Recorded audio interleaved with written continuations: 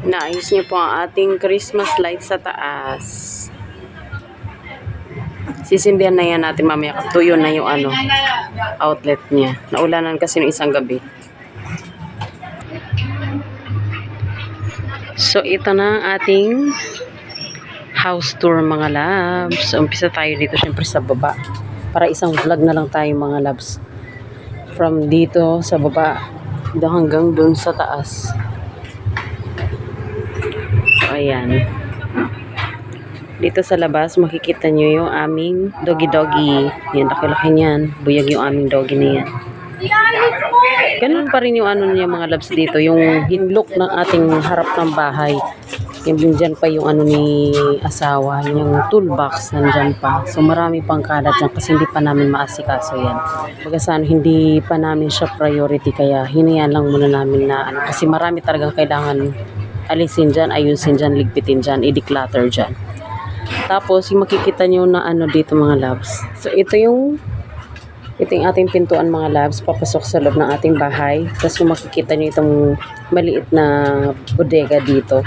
Ito yung bodega ni asawa. So, dyan lahat nakasiksik lahat ng mga gamit niya. Mga importanteng gamit niya like welding machine. Basta mga random things na kailangan niya sa kanyang trabaho as a construction or as a welder. So, ayan. Perfect naman na safe yung na yun gamit niya kasi nandyan yung ating bantay. So, dyan lang yan ang pangalan ng ating dog na yan ay si Goofy. So, papasok na tayo mga loves sa ating bahay. So, ito yung entrance ng ating bahay mga loves. Pagpasensya nyo ako, kailan kasi dumilim doon natin naisipan mag-vlog, no?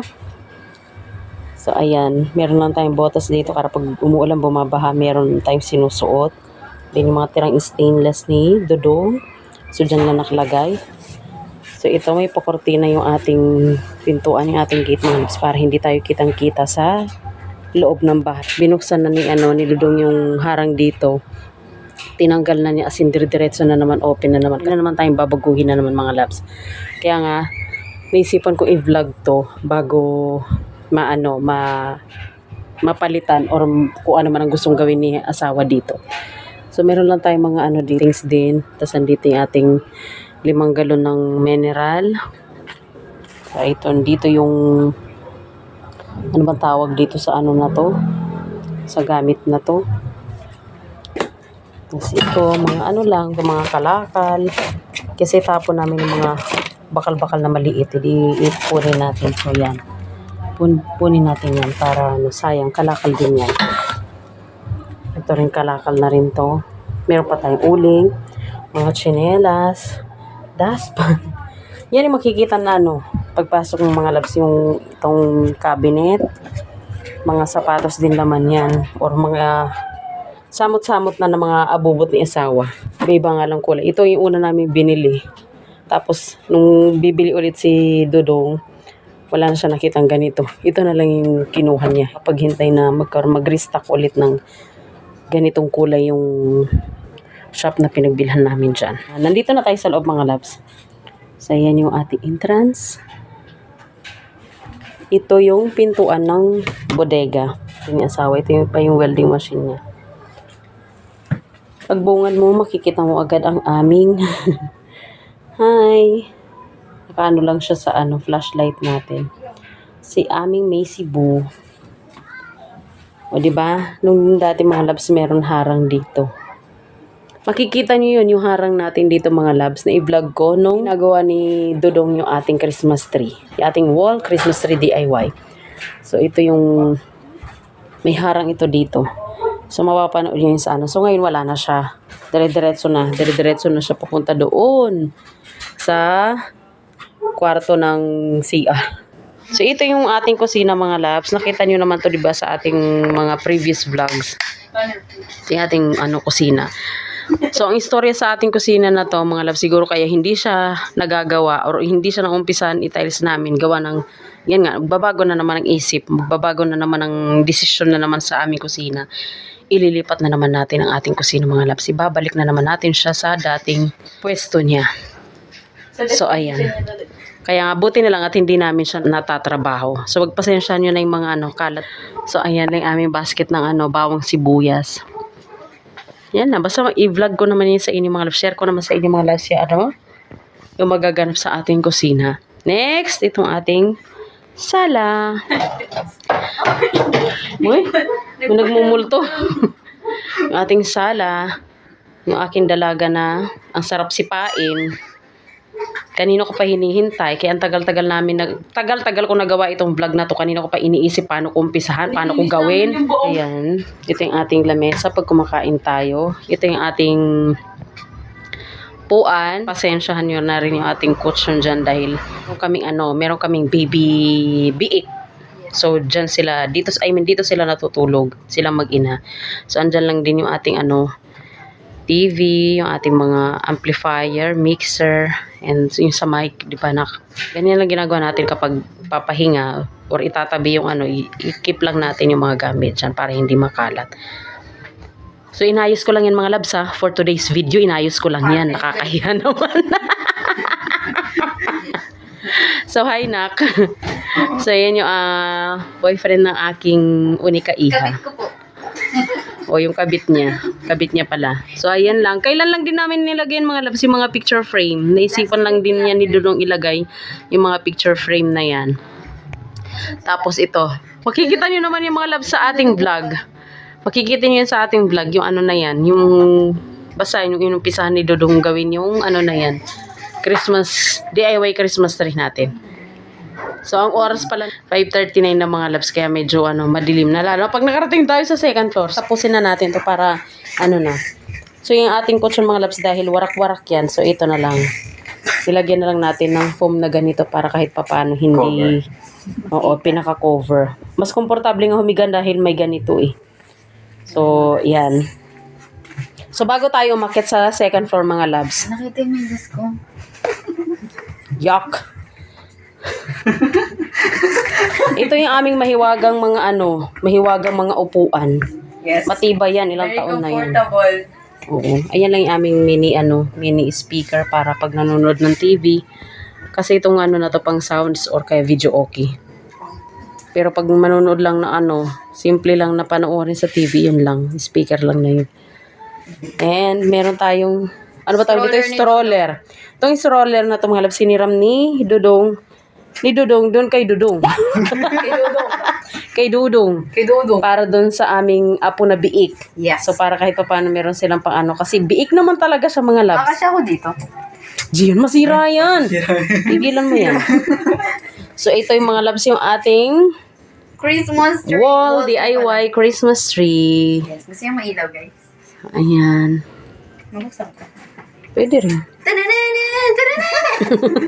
Buti hindi nagtunog ng ganun eh. Kagabi. No? So, bago tayo dumako, ayan yung ating hagdanan, di ba mga labs? So, bago tayo dumako dyan, dito muna tayo sa dating natin. Dating walk-in closet. Walk-in closet. Bagong plano nga namin mga labs, itong kwarto na to ay kung saan nakita niyo yung ating kusina, ililipat na naman natin siya dito. Kasi dito talaga yung original na kusina namin mga labs, diba? Nilipat lang natin doon. So ngayon, babalik na naman natin siya dito. So ang ginawa namin, diba, damitan namin to. So ayan, pagpasensya nyo na rin mga kalat. Ginawa muna namin paglagay ng mga bike kasi dati nandito lang yan sa hallway talaga. Nung close pa yan, yung na yan. Dito lang yan nakalagay. So ngayon, dahil tinanggal namin, inakit namin sa taas yung mga Durabox, yung mga lagay namin ng damit, baling naiwan lang dito itong cabinet ni Dudong. So ayan na lang. Yan na lang ang kailangan namin iakyat. Pero bago namin iakyat yan, may sinasabi si Dudong na kailangan pa niyang ayusin yung bakal dyan kasi medyo nakabalag siya. So iaano niya yan. Tapos yan tatanggalin yan. Ititrim na lang naman niya yung mga labs kasi dun yung connection ng cover sa pader natin sa taas. So ayan. Tapos yun, babalik namin yung ating kusina dito. Mas gusto ko dito na dito talaga yung forma ng kusina. Mas presko kasi dito, hindi mainit. And nilagay lang din muna namin dito pansamantala itong salamin mga labs kasi 'di ba nung may harang pa yan dyan nakalagay yung salamin na yan. So pansamantala dito muna nilagay ni Dudong kasi hindi pa niya mahanapan kung saan ba talaga niya perfect ipepesto yung ating itong ating salamin. So, huwag kayong mag-alala mga labs, i-share ko rin sa inyo yung paglilipat, ano ba yun, paglilipat kusina. hindi paglilipat bahay, paglilipat kusina. And also yung ating banyo mga labs, ganun pa rin. Wala pang bagong update sa ating banyo mga labs. Basta dyan lang din nakalagay yung ating, paano ba? Ay, pundi yung aking ilaw sa banyo. So, dito lang din nakalagay yung aking washing. And naisipan din namin sa aming washing, ililipat namin siya dito. Dito namin siya ipopesto. So, andyan lang din yung aming hamper ng labahan. Yan. Ano yun, mga stuff toys ang laman yan. Gusto kong i-declutter yan or gusto kong ipamigay yung ano na yun. Kasi tagal na naka-stack niyan dyan. And also yung mga ano na yun, mga labs, yung mga pantalon na hindi naman sinusuot ni Dudong. Gusto ko rin i-declutter niya ba or ipamigay. Yan yung plano ko. Basta kung anong update, anong ganap dito mga labs, ay share ko naman sa inyo.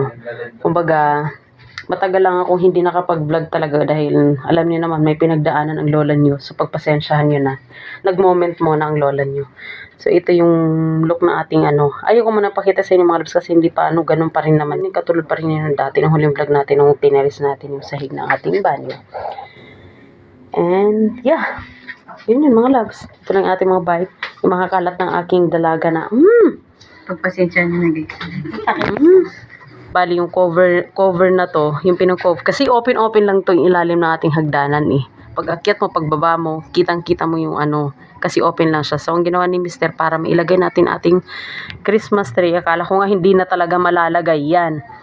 So ayan, yung nakaharang dito na plyboard ba? Plywood ba ang tawag dyan? So yan ang nilagay niya dito. So ayan. Kasi dati mga labs, nung huling first time natin mag-DIY ng wall Christmas tree. Last year ba yun? Last year. Na doon nakaharap sa pagbungad mo sa pinto mga labs. Diba naka-cover siya dito? Nandun dati nakalagay yung ating Christmas tree. So pagbungad mo talaga sa pinto mga labs, ay kitang-kita mo talaga kaagad ang ating Christmas tree. Kasi iyan din, as in, ganyan din talaga yung pesto. Maliban na lang sa, nung time na yun is wala tayong pa-curtain dyan. So, ang kulay yun is dark, diba? Kasi, yung kulay ng ating plyboard, kasi makapal siya eh. Makapal siya. So, ayan. Ngayon, na dyan siya nakapesto, ay, ang ganda-ganda tingnan. For me, ang ganda-ganda tingnan niya. Kasi ang luwag. Yun nga lang mga labs, dahil nga, from pintuan papunta dito is only dire-diretso yung ating pero okay na yan, at least lumuwag tayo kasi yun talagang purpose ko, kaya gusto ko siya talaga lumuwag. Gawa ng pag nagkakaisa yung pamilya dito, naglilipong-lipong naglupong-lupong yung mga pamilya dito, ay yan, maluwag tayo dito mga labs kasi inala natin yung mga bata. Hoy, iniwan yung bata dun. Sapat. So dito na tayo sa ating hagdan ng mga labs. Paakit na tayo sa ating mini second floor. Hi guys. Ewan ko sa'yo. So, makikita nyo lang yung mga namin dito mga labs, yung aming mga bags. So dito ko lang sinabit yung mga bags na ginagamit natin pang araw-araw o sa anumang ganap natin. Pagpasensyahan nyo na, kasi kung kailan kasi dumilim, doon naisipan mag-vlog, no? Pag nainis ako nito, ulitin ko to bukas. At least maliwanag bukas. So ayan, akit na tayo sa ating second floor mga labs. Magulo lang yung ating kasi yung aking dalaga hindi marunong makisama, no? So, tcharan! Hindi na pakita yung kwarto ko. Eh, hindi pwede, house tour nga eh. So, pagbungad mo mga labs sa hagdan, ito agad yung makikita mo yung ating taas. So, pagpasensyahan nyo na lang ulit. So, bago tayo dumako sa ating mini tambayan, kung saan tayo nagla-live, diba, nak? Yes! So, ito muna. Pag-akyat mo sa hagdan, ito yung bubungad sa yung 2 Dorobox na to mga labs. Uy, sarap ng hangin, ang fresh. So, dito ko lang din nilagay yung ating altar na dati nakapesto doon sa baba, sa walk-in closet. So dahil nga iibahin na nga na naman natin ang forma, so dito ko na nilagay lahat. And pagpasensya nyo na also ang ating mga kakalatan dyan. Ayan, bawas kalat nga, as in lumuwag kami talaga dito mga love simula nung inayos namin ni Dudong yung aming taas na to. Dahil nga nagkaroon kami ng panahon para maayos to, ayan. So ang bubuo kaagad mga loves pag umakyat ka sa hagdan is itong aming kama. Ito yung kwarto namin. 2 kwarto dito mga loves, ito sa amin ni Dudong, tapos yung kay Dalaga. So ito yung kwarto namin ni asawa. Aming bed, queen size bed. And yan yung sinasabi ko sa yung mga loves na mga Durabox namin na nasa baba. Yan, inakyat namin lahat dito. Bali na lang talaga yung natitira yung cabinet na lang ni Dudong. So iakyat namin kapag na-finalize na talaga niya yung parang tukod ng ating haligi dito sa taas. Yan yung mga gamit natin dyan. Ito meron na naman ako another 2 dito. Box dyan, mga lagayin. Itong ilalim lagayin ko ng mga kumot, bedsheet, punda, tapos ito mga diba? Ayan na ang biik. So ayan lang yan, higaan namin. Simpleng-simple lang. Nilagyan lang namin ng sapin para kahit papano hindi masugat yung aming kama. Matalim yung ating plyboard mga labsi. Hindi siya yung pino na hindi siya yung pino or makinis na pagka plyboard. So meron tayong ceiling fan. Yan. Ay, binilad ko pala yung aming dito. Yung aming solar flashlight. So, ayan, mga loves. Kung napapanood nyo man yung aking mga live, makikita nyo yung bundok. Ayan. Ayan yung bundok. Dito ko nilalagay yung ating camera. Ay, nakatutok siya doon. Dito lang, naka-safety naman siya dito. Hindi naman siya nahuhulog. Kahit gaano kalakas, katulad yung lakas ng hangin ngayon. Hindi naman siya nahuhulog kasi may harang siya dito, may harang din siya dito. So ito lang, napakasimple lang ng aming pinaka-headboard. Wow, pinaka-headboard ng kama. Tanda-tanda na nitong na to. Itong plywood na to ay galing pa to sa dating bahay namin sa Riles. So ayan, ito DIY lang din to ni Dudong, yung lagay ng damit. Okay, sa itapon, ayan, ginawa namin pinaka-bintana o DIY. So ang ginagawa ko, gaganutingin ko lang to mga labs para isara siya dito. Ganun yung ganda ng view natin sa sa labas. Tapos pag umaga, isasara ko lang siya. Kaya ang fresh ng hangin mga labs. Hindi ko muna yung ating flashlight siya. So dito tayo sa isang kwarto. Ay, di niya sindihan yung Mamaya man nakabukas yung ilaw ko. Papatayin ka din mamaya. Bakit? Yung extension? Extension ko yung gamit ko Ito naman yung kwarto ni Dalaga. Ayan yung Durabox niya. Nilagay niya ng marumi and mga gamit niya na like bag. Ganyan. Pagpasensya niyo na ulit yung mga kalat, no? Then also may sariling din siya dyan. Ceiling fan. Ay ang na yan, pangharang lang yan kapag umuulan na malakas. Sa anggi ba. Tapos yan, yung kama niya. O diba ang yaman namin sa unan, diba? Ito yung kortina. Napapaligiran nga lang to ng kortina mga loves para kasi yung hindi naman buo yan na naka-cover yung naka-divide yung kwarto niya. So isang plywood lang yung nilagay dyan ni Dudong. Tapos ilagyan lang namin ng sarili niyang kortina. Tapos sarili din namin kortina para maganda yung back to back, di ba? So ayan. Napakasimple lang ng aming bahay mga labs, pero ang saya-saya ko dito sa na to. Ginawa ni Dudong na to, gawa ng lumuwag nga kami dito. Dati talaga sikip-sikip namin. Kasi yung ng bahay namin is ito lang. Yung harang na to, ito lang yung namin dito sa taas. Di ba? Ito yung kwarto namin or yung kama namin. Tapos dito lang namin pinisto yung kama ng dalaga namin na yun. Dito lang yan nakalagay. So pag akyat mo talaga sa hagdan, tas di ba, ang hirap-hirap din umakyat dati dahil yung hagdanan namin is bakal. So yan easy mag-akyat panaog dyan. Kasi naging ganyan na nga siya. So ayan, napakasimple pero naging komportable. kasi lumuwag kami. So ito, di lang naharapan niya ni Dudong para ma-declutter or maano yung mga dapat ng hindi naman na kailangan. So, ayan yung bang mga kahoy niya. So, yun pa nakasampay pa ano. So, mayroon akong dalawang bakal dito na sampayan. So, nandiyan lang yung aking mga hangir. So, ngayon nakalagay pa yung ating ano dyan. Mga towel, di ko pa natutupi. So, tutupiin ko pa lang yung mga labs. So, ito na ang ating mini balcony. Ang ating mini balcony. I-vlog niyo po yung bata. Mini biik. Mini biik. Sino nang gunot sa'yo? Ha? Si Tita. So, ito ang aming mini balcony. Napaka-simple. Pero ang ganda na ng ano. Parang Ang ganda ikaw dito naman si tumambay. Be, open mo na. Ang ganda dito tumambay mga loves. So, nung isang araw lang yan nilagay ni Dudong, yung ating ano na yan, Christmas lights. Naglilihi siya, naghanap siya ng mangga. Nagpapabili siya kay papa niya. Johnny Bravo. Papa, bili mo kong mangga. Nakita lang niya sa post niyan. Naglaway ka, nakita mo sa post. So, nung nag-live kami na ano, nakalagay yung ating Christmas lights dyan. Ayan. Butchog. Lalaki katawan mo dyan, Pre. Lalaki yung katawan So, ito, meron tayong sapin dito mga loves para pag ano, paka-fresh ng hangin. Boy Bon, height yun eh. 8 kilos na siya. Big! 8 kilos? 8 kilos na. Ang big, oh.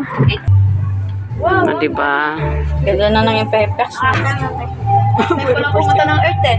Galing kasi ako planeta. So, Pasko at saka bagong taon dito mga loves, maganda dito magtambay. Gawa ng kahit papano makakita ka ng mga May fireworks lamesa dito. galing sa ano sa labas.